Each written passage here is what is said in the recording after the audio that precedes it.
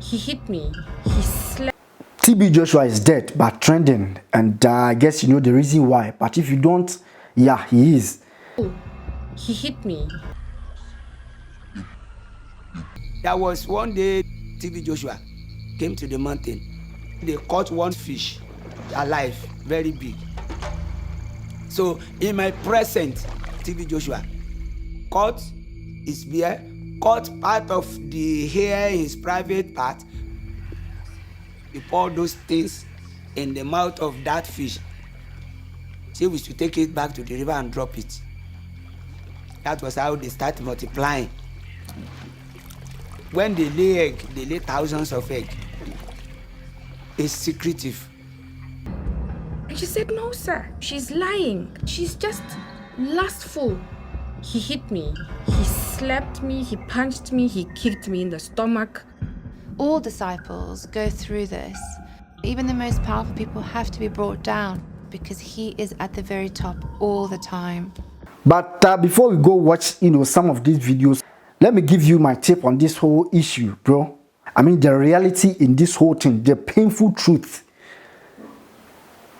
The fact that TB Joshua is dead doesn't mean the errors, but point of correction, I don't know whether they are true or not. But if yes, the fact that TB Joshua is dead and gone doesn't mean the errors that he made is also dead and gone. For your information, it's still going on. It's still happening. These things are not going to stop because Christians, most especially Africans, keep connecting to their pastors with only their hearts. Most especially in our part of the world, I mean Africa, keep connecting to their pastors with only their heart and not with both their heart and their brain. Paul in the Bible once said, when I was a child, I was thinking like a child, but now I am grown and I'm thinking like one. It is only a child who doesn't think twice or who doesn't think at all when you give him or her an instruction. But it's more like in our part of the world, like I said, yeah, we always keep connecting to our pastors with our heart. And that is why the damage is coming from, or that is where the damage is coming from. Bro, it's not a joke. I am a Christian, but when I see pastors, doing miracles here and there, although, I'm a human, and so, for some extent, I'm like, wow, yeah, this is good. But then it doesn't get to me. It doesn't overwhelm me, bro. Let me tell you one reality in this life. Certain things are bound to happen. It's normal, it's natural. There are some certain things that happen to us, in this life that if you are too spiritual, you will make a mistake and you will connect whatever will happen to you in this life to spirituality. And that is where the problem comes from. For example, some people have been complaining bitterly that whenever I get money, problem will set in. It's either my wife will fall sick or, my child. And at the end of the day, I'll use all that money to fix that problem. Yeah, it's normal. Do you know the reason why? Nature saw that, but before then you were eating, you were, okay. But nature saw that something is about to happen to you, or something, or a problem is on the way, and that nature provided that money that you got for you to be able to face whatever problem that was or that is on the way. I don't know if you are getting me or not. That money that you got, and as soon as you got that money, your wife falls sick or your daughter falls sick, and at the end of the day, you use that money to face that issue or that problem. It was sick of the problem that you got the money. I'm not going to talk much, but like I said, we have to connect to our pastors with both our heart and our brain. If not, these things that is happening or these errors will continue to happen and happen and happen again and again.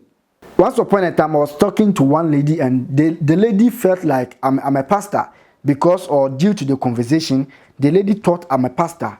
And at the point, the lady was like, I have a problem, blah, blah, blah, blah, blah, blah, and I am ready to do anything for you to solve the problem for me.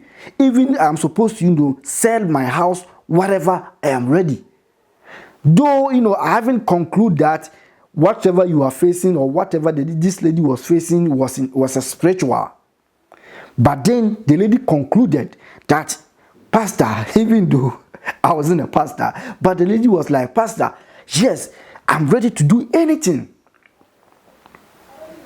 And like I said, bro, sometimes we have to analyze certain things. Tell me a little bit about the fear about speaking out. It was so hard to come out because when I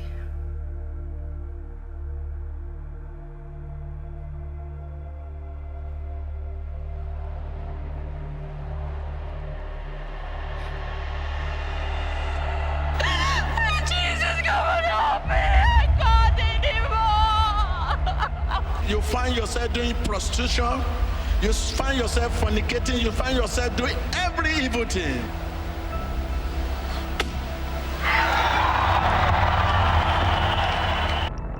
I was a virgin, so I didn't understand what this last thing was all about. Because you use evil power. The world needs to be awakened to the truth of who TB Joshua was. My dad, he had fear. He had fear, constant fear. He was very afraid that someone would speak up, could turn around and make him answer to those things that he had done. We were called 5-story brothers. That is, young guys like me that has the opportunity to serve the prophet. Just literally serve him just the way the maid serves kings. People compare his 5-story brothers to be his personal slave because everything he needs, you must be there. All is in my mind is, where is he now? Has he eaten? Has he taken his bath? Is his shower ready? You have to be there in his privacy. If I can use the word, even to the nudity, you see everything. When TB Joshua needs to go to toilet, two of us has to be there in the toilet. He would remove his underwear to his knee level. Then we bring it down. We don't allow him to bend down. There was a lot of strange things behind closed doors. His underwears, you know he wears white. Most times he pours this honey. He will pour it inside his pants, inside his underwear. He will pour it there. When he pours those honey there, he wears the underwear.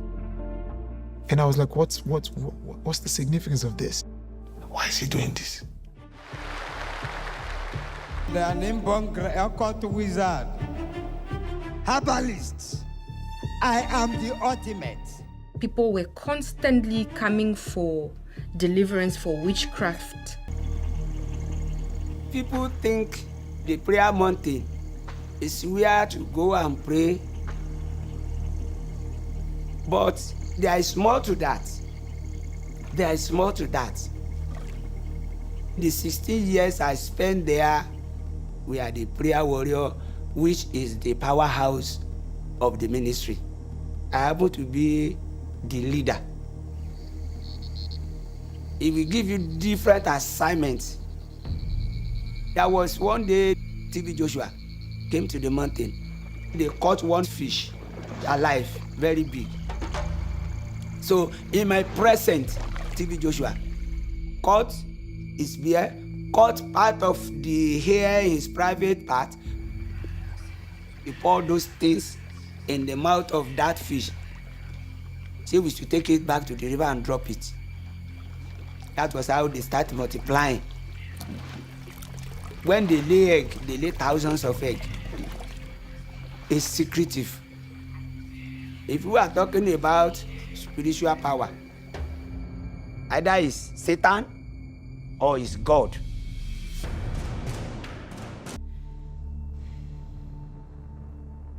You know, at first it was like, remove your top. And I would be uncomfortable with it. And if I didn't do what he wanted, then he would threaten me. To the point where eventually he would like assault me and then blame me afterwards and say, you know, you did this, look at what you've done to me, look at what you've done. Each embarrassment you receive, each insult you receive, each persecution you receive will draw you closer to Jesus. The first time that he made any sexual move on me, he touched my breast and he was hugging me and breathing heavily. I went to one of the disciples. Does he touch you inappropriately? She jumped and said, no. He's my father. Even if he touches me, even if he hugs me, I know that he is my father. You would confide in someone, before you know it, meeting. Once you hear bell for meeting, everybody starts shaking. Who knows what is going to happen now? When we have the disciple meetings at night for reporting, you would just see people running. So when you see people running, when you see disciples running, you just run and you follow where they're running to. You would just run. Discipleship meetings, they filled me with a sense of doom. He'd start the meeting and say, okay, who has a report? I was just opening the door, and Brother Agama was standing there with this one woman. And I phoned the man of God and said to her, I don't know what's going on. I saw Brother Agama with this woman in a very dark place. So I was very surprised. We were obligated to go and report and tell TB Joshua every single thing. If you did the wrong thing, there was punishment. And that was served in different forms. This sister reported me and said, oh, Jessica called me and told me that you touched her inappropriately. He stood up from his chair. Do I do that to you? Can I do that? A man of God? And she said, no, sir. She's lying. She's just lustful. He hit me. He slapped me. He punched me. He kicked me in the stomach. All disciples go through this. Even the most powerful people have to be brought down because he is at the very top all the time. It's a nightmare. It's a nightmare. I had 3 abortions at the synagogue.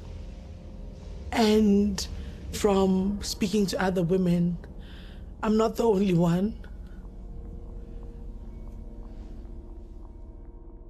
If any of us got pregnant, he said, you cannot betray the man of God. We have to do something about it. Women that he rapes, he forces them into abortion. I never had a choice whether I could keep a potential child or not. I felt like I didn't own my body. You know it. You skip your first period, you skip your second period, and you have to talk. It would all done in secrecy. You'd be taken by one of these elder moms to this clinic of his.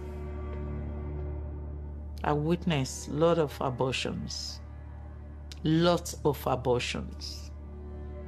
It can't be counted. They started doing it inside the synagogue. There's a place they call medical department. We went out through the back door of his office. We went downstairs. There's an area that visitors would never see. You're given a concoction to drink, you get sick, or they put these metal pieces in your vagina and they extract whatever, and you don't know whether they're pulling out your womb or something's going wrong. She was squeezing my stomach and I had to push all those things. He was saying, out, out, out. Sometimes things go wrong. One of them almost died inside the synagogue.